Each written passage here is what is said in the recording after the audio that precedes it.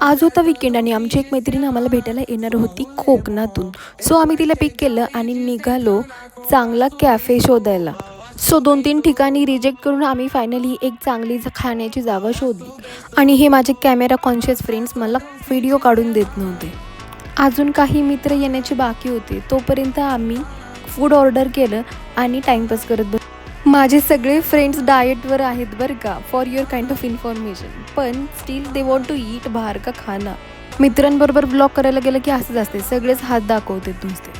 दुपार असून सुद्धा यांच्या भूताच्या गप्पा चालू झाल्या, जे आम्हाला ट्रिपला एक्सपिरियन्स आले होता. इथेपासून आम्ही पुण्यात गणपती बघायला जायचा प्लॅन करत होतो, पण पावसाला ते बघवलं नाही, त्यामुळे त्याने तो प्लॅन स्पॉईल केला. पाऊस जाण्याची वाट बघत तोपर्यंत आम्ही छोटंसं फोटो सेशन केलं. त्यानंतर परत सगळ्यांना कॉफी प्यायची होती. इथे टाइमपास करून संध्याकाळची वेळ झाली. So I requested them to come at my home for Ganpati बाप्पाची आरती. मग आम्ही आमच्या घरी गेलो आणि फायनली बाप्पाची आरती केली.